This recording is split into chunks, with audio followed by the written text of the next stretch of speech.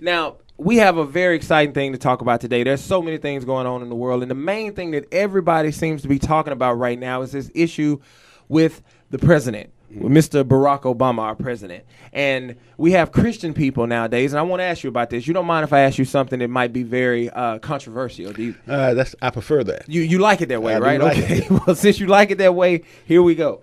Now, we have the issue with the president making the statement about homosexuality and same-sex marriage. And so what we have now is we have sort of an uproar in the Christian church, and you have a group of people who are very much against this, who feel like the president has turned his back on God, and then you also have another group of people who support him.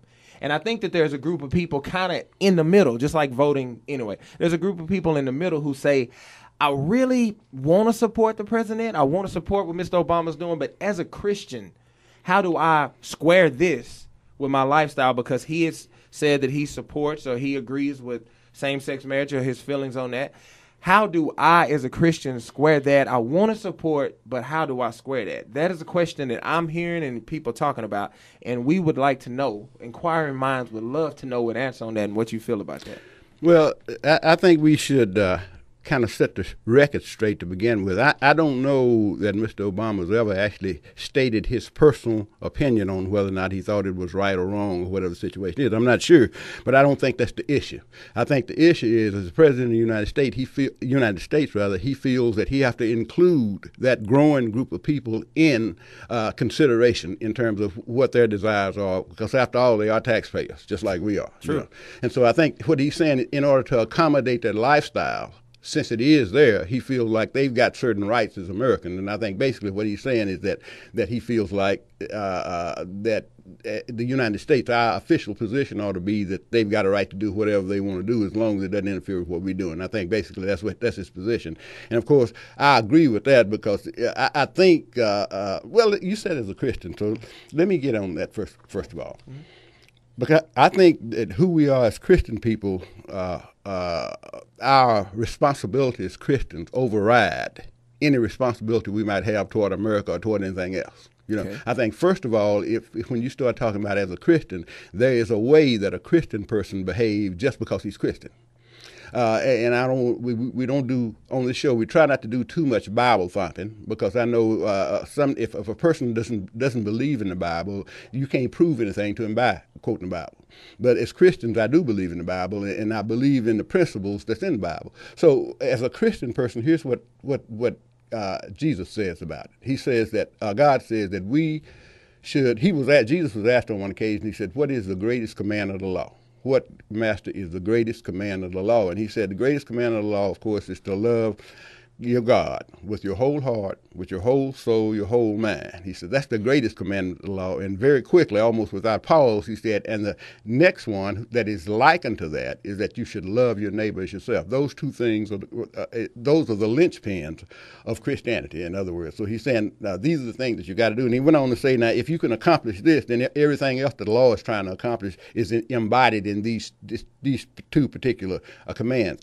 So here's what, if we start looking at people who have the homosexual lifestyle, for example, okay. If we start looking at that, the first thing we have to consider is that these people, for the most part, and I know there are some of them who chose that lifestyle, but there are others I don't think that did. And I think that these people have the same right to success, to happiness, and to the pursuit of happiness as you and I have. And so as a Christian, what we have to do is we have to love them like we would love ourselves, and we have to ask ourselves, what if I was like that? What if that was my lifestyle? What if I was born a homosexual or whatever? Okay, then how would I want America to embrace me? How would I want them to treat me? Now, if that's the question, then obviously you would want rights just like anybody else had rights. And so if that's what you would want, then our obligation, our responsibility as Christians, first of all, is to make sure that we do the same for them as we want. So that's a basic Christian principle. That's not a political position, is what I'm saying. It's not a matter of whether you're a Democrat or a Republican. It doesn't or anything else, or a Tea Party. It doesn't matter what you really are. As a Christian person, which permeates and overrides everything else, if you're a Christian, our responsibility is to God through Christ Jesus. That's our responsibility. And here's the instruction that he gave us concerning our brothers. Whether we agree with him or whether we don't agree with him, our attitude toward our brothers, we have to give him the same latitude that we would want somebody else to give us if we were in the same set of circumstances. So because of that, then we can't discriminate against them because of what they are. So that's my position as a Christian. And I think as Christians, we ought to stop first of all, and consider ourselves if we were in the same situation. Now, there are so many things. I know our callers at home, because I know you guys. I know right now the next segment is when you call in. Let's put that number out there right now, because we have some people that are ready to go and ready to call, because you said some pretty – you dropped a few fire starters in that. Now, their phone number is 903-794-1047. 903-794-1047. Get ready in the next segment to call in and talk about this. Now, I want to touch on something you said right there. Now, you said that when Jesus was asked in the Bible, what is the greatest commandment, the first thing he said was the commandment word. And then very quickly, shortly thereafter, he said that to love your brother as yourself. Uh-huh. Okay, now, there are going to be people there, because we always on the show, we want to give both sides of it. There are going to be people who say, well, there's also in the Bible about, they feel like there's points in the Bible about homosexuality. So are you saying, since Jesus said that is the greatest, as a Christian, you should start right there with that and basically allow God to be the judge? See, what happened is, and this is the part that we are willingly ignorant of. Willingly ignorant of. God never told us that we have the ability to make a judgment on people. That's not our situation, because often you can see what a person is doing, but you can never see why he's doing it. Okay, that's a spiritual concept. Why he's doing it is something different than what he's doing. So God created us, and he knows what our capabilities are in terms of our ability to judge. So what he says is, man, I'm not going to give you an edict that you're not qualified to carry out. I'm not going to ask you to judge somebody else, because I know you can't see beyond the physicality of it. So I'm not going to ask you to judge. I tell you what you do. You just love everybody. That's what you do. And then let me judge, which is what God's saying. If they need to go to hell, I'll take them. Now, I love what you're saying right there, first of all. I think that's a great thing. Now, here's what I think, and I want to get your opinion on this.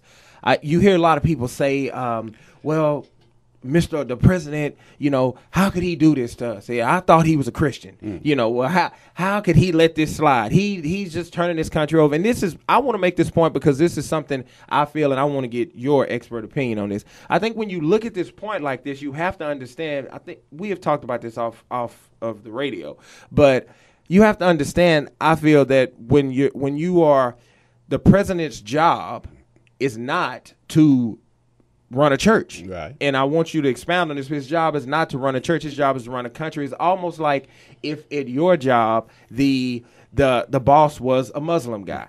You wouldn't want him coming in the summertime and telling you it's time to fast. Nobody can eat around here if you're a Christian. Right. So the president can't run, wherever you work, he's running a country. He's not running a church. And he's running it to where it can't just be for, now, because this is a touchy subject I want you to expound on. Can he make this country, or should he make this country just where it is very comfortable and straightforward just for the Christian people and have that out front? Or is his job to be the president of the Muslim people, of the atheist people, of whoever else? Yeah, you see, if he did that, then it would be against the Constitution. That's what you have to understand. First of all, when a person goes into political office, he got to realize he's not necessarily representing himself in what he thinks. What he thinks has become secondary to what the concept of the institution is. Okay, America, and I'm not a political person by choice, but America is where anybody can come and pursue happiness and what have you. You don't have to think like I think. We pride ourselves on the fact that, hey, anybody can come. This is where you can come and you can pursue your happiness, and you don't have to think the way I think. And that's part of who or what America is.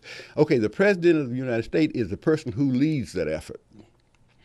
For him to turn his back on a segment of people because they fundamentally live a life that differs from his ideals of what life should be.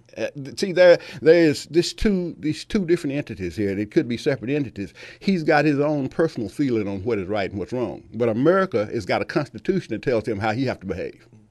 And what he has to do, he's got to, in theory, he's got to chart a course that's beneficial and advantageous for everybody. Is what he has to do. And these people are part of the everybody that he's in charge of leading. So what he has to do again is he's got to make a determination. Hey, they are out here. I may not agree with their lifestyle. This is really not a question on whether he does or whether he does not. That's his business. And as a Christian, if you vote for the president, in spite of the fact that he is for same-sex marriage, it's really not a commentary on what you feel about homosexuality. Well, that's what we have to understand. Nice. That's really not a commentary on how you feel about that. This is a commentary on how you feel about your brother's rights.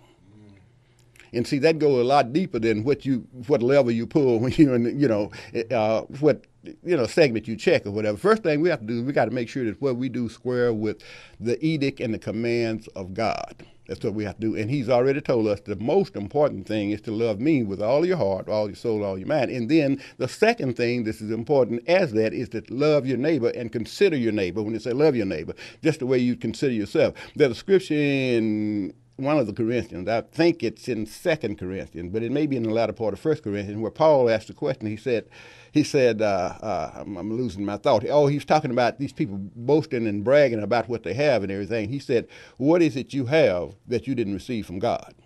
So in other words, you didn't make yourself. If you think you're straight, if you think everything is all right with you, but I would advise you and alert you that to the other person, you're the other person anyway. You go to the zoo, they say, and you're looking at the monkeys, but the monkeys are looking at you. Right. Because to the other person, you're the other person. They don't see you the way you see you. But if you think that everything is cool with you and you came out straight and you've got everything all together as far as the way you live your life and the way you walk and everything, if in fact that is true, and I suggest to you that it's not true in most cases, but even if it was true, you didn't make yourself. You didn't. So it's only by the grace of God that you're not in that situation. Now, once again, you are listening to the Marvell McFadden Show, and I want to put this number out there because I know so many of you guys are ready to call in on this, and that number is 903-794-1047. If you're just tuning in, what we're talking about today is Mr. Obama, President Obama. As a Christian person, should I vote for President Obama now that he has come out and made the declaration that he is for and he supports same-sex marriages? Am I wrong as a Christian? Am I going to hell? Yeah. Am I denouncing my Christian faith by saying I still support a president who would dare say such a thing? That's the question. Now, you can call in and you can let us know at any time because I'm sure Mr. Marvell McFadden right here wants you to call in. And he has a few answers for the questions that you might have. Now, getting back into this, I really want to touch on this today because I feel like this is really a big thing that people say. Now, you touch right at the end on this and you said that if you as a Christian are voting for Mr. Obama, it's not necessarily a reflection of your view on same-sex marriage. Mm-hmm. Now, I could just hear somebody, and I know somebody has the phone right now, and I know what they're asking is, if I vote for a president, I'm voting for everything that he stands for, because this country should stand for the Christian principles and everything like that. So how do you really separate that? Now, because I really want to know, because you made that statement, I really want you to say, how do you separate your moral belief from your vote like that? Well, I don't think you should. I don't think you should separate your moral belief from your vote, but I think you ought to define it better, is what I'm saying. I think, again, the initial question you asked me is what should a Christian's position be regarding this? And I think if we take into consideration what God has told us, the example that the example that Jesus gave us in terms of what's the most important thing, I think our love for our fellow man in his fallible condition, the fact that he is not perfect, and listen, imperfections manifest themselves in different ways. These people may be a homosexual, excuse me, other people are drunks, and other people are this, but the reality of the situation is all of these sins, if you say these sins, all of these sins come from the same source. They're systemic because they all come from Adam. All of us got some type of imperfection, and because, like I say, we are children of Adam and Eve, and so when Adam did what he did, sin permeated everybody to one degree or another. It doesn't manifest itself the same way with me as it does somebody else. So what I'm saying, the knowledge of that is that you know that you are imperfect as well, so you can't judge a person because he's imperfect, because he does something wrong.